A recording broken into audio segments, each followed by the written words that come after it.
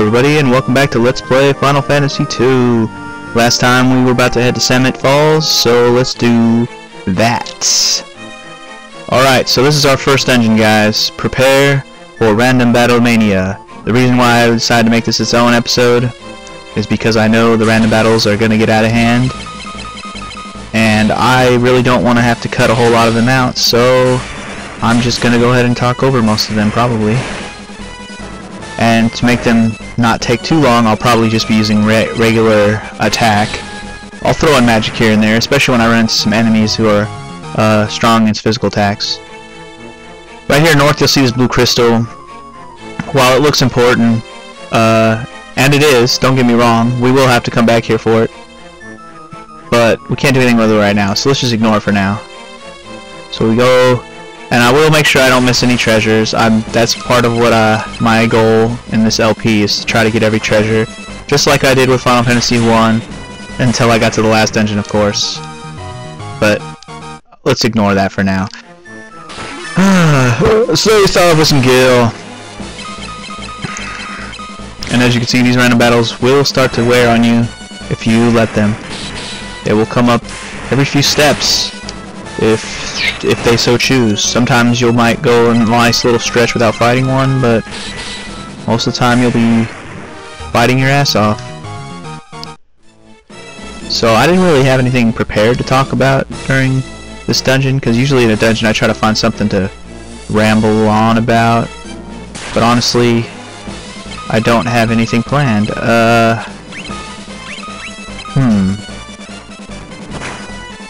Well, I guess I could explain a little bit. I know I did this a lot on the Final Fantasy I LP, where I explained why I'm playing the GBA version and not like the original Nintendo version or PS1 version and all that. So I guess I could explain that a little bit now for those who haven't watched the Final Fantasy I LP.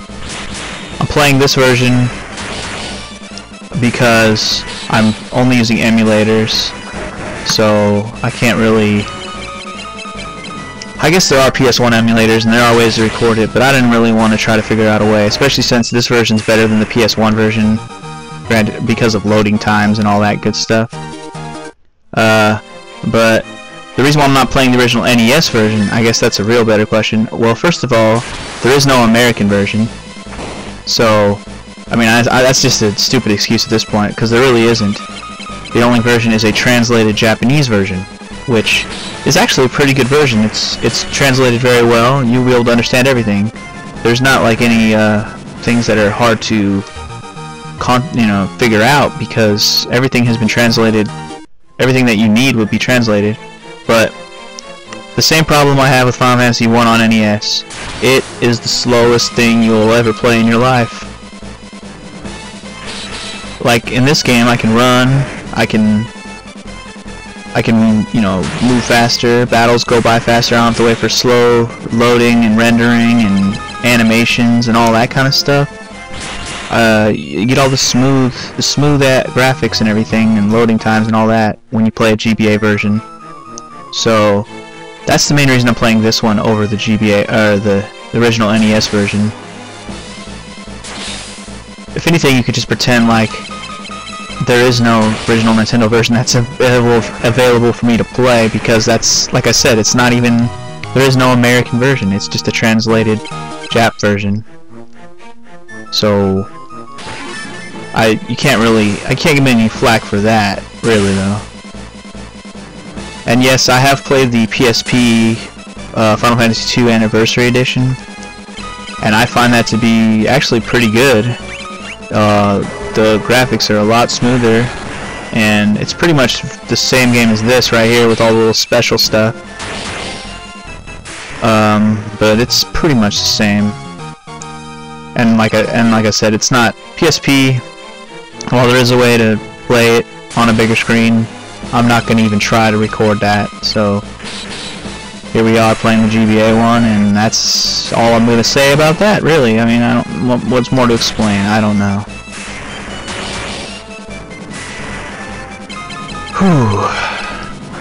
I really should use some more magic. So my thing is, I don't really want to use up all my magic right away, because I don't know how many random battles I might end up running to altogether here. So I don't want to run out of MP before I even get to the last couple floors. When I get to the last couple floors, I'll be a little bit more free with my MP, so to speak. But for now, I'm just kind of trying to conserve it, even though I say that, and in this battle I started using magic. A little contradictory to what I just happened to be saying at the time. There we go. Here's a perfect example of why I'll just start using some magic again. So my biggest thing is I want to keep my characters as balanced as I can.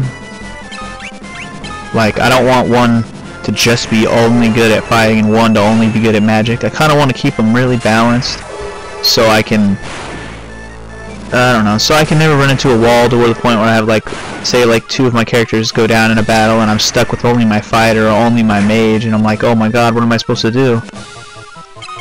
If you keep all your characters balanced, since the way the leveling system works in this game allows you to do so, then you won't run into any issues if you happen to not have one of your characters for a certain battle. And it's just a nice long-term solution to temporary problems, to just be able to handle any situation. Alright, so let's go ahead and point out that there's 4 doors right here.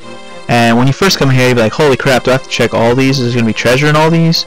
And actually, 3 of these 4 doors are dead fucking ends. But in this dungeon alone, the best advice I can give you is stay west, young man. Always take the westernmost, leftmost door in this dungeon, because they will always lead you to the way you are supposed to go.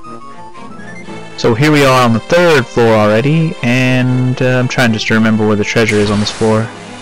There's not a whole... This will be the last floor with a whole bunch of treasure. This isn't the last of the treasure, but this is the last floor with more than one treasure. And actually the treasure on this floor isn't too amazing. I'm not going to go ahead and just spoil what's in the treasure chest at this point. I'm just going to go ahead and open them and let you see for yourself. And let me point out that sound effect they use for the treasure chest in this game is freaking obnoxious. It's not a bad sound, don't get me wrong, but it's like, it's so loud. It's not just like one little, you know, one little happy sound effect for opening a treasure chest. No, it's like all loud, like,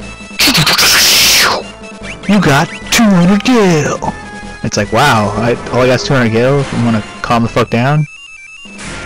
Seriously, I mean, like, maybe if I open something awesome, you could celebrate a little bit better with me, but geez, do you have to be all obnoxious just for a 200 gil? God. And I must say that this dungeon is going by much faster than I originally anticipated, so I definitely I might have time to go do something after this, but I doubt it. We'll see. We'll see. I don't want to get ahead of myself here. Don't want to get ahead of myself, so I think we're going to go down across here. Yeah, here we go.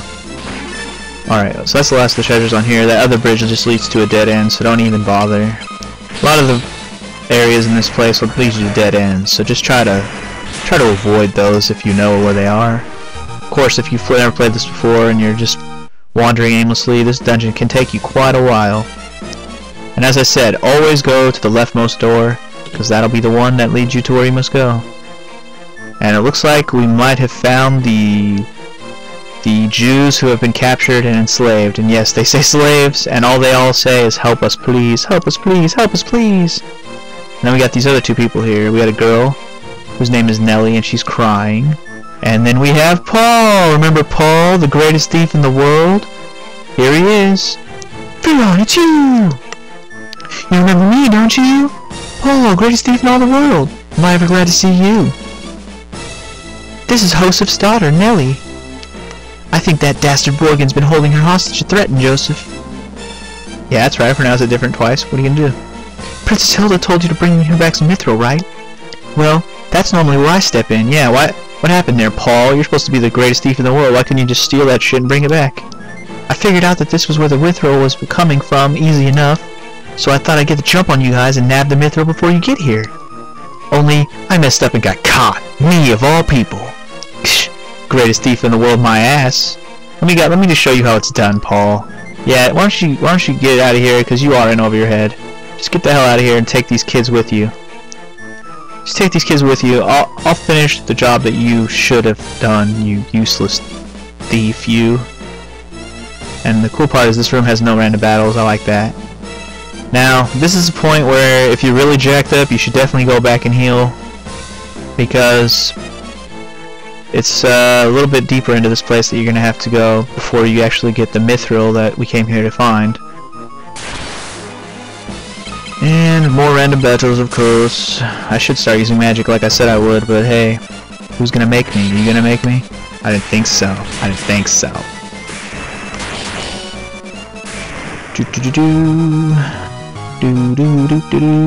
HP for everyone. Awesome. Well, not everybody, but a couple people. Ooh, a fire tome. Not really that useful to me right now, since everybody I already have has fire, but we can use it on somebody else later. And as you can see back there on the map, I came to a crossroads with 4 different directions, 2 of which will lead you to dead ends. One obviously just leads you back to the way we came, and the other one is the way to go. And this is fire on every little bastard. I expected to run into a few more new enemies in here, but it doesn't look like we're going to. They don't seem to want to show their faces. So I guess we'll just ignore them. Alrighty then, guys, fire goes up, awesome. So this path just leads us around the room, and we'll just attack this guy. Yeah, so this path just leads us around the room, like I was just saying, and will take us downstairs to the last floor in which we are looking for. Now, if I go straight north, we can actually go straight to the end, but there is an important spell that I do wish to get here. That is in a chest, of course. And the reason why, it's not like I said, I'm gonna get every chest. This is not really, well, I shouldn't really feel the need to explain it, but it's a nice spell because it was at the last town I was at Salamand, and it'll save me 1,000 gil because it's one of those spells, and it's one of the ones I wanted to buy. And I will definitely be using it. I guess I could even actually use it in this particular dungeon when I'm done. Yeah, when I'm done. If that doesn't give you a hint at what it could be, well, you're about to find out in a moment when I get there. Literally a moment, meaning after this battle. Oh my goodness. Why you gotta bring you so many enemies and then have them ambush me? That's not cool, man. That is not cool. Not cool. Keep forgetting I have Maria's spells different than everyone else's. I just wanted to kind of keep it so I remembered that she's the one I want to keep as a black mage. Black mage.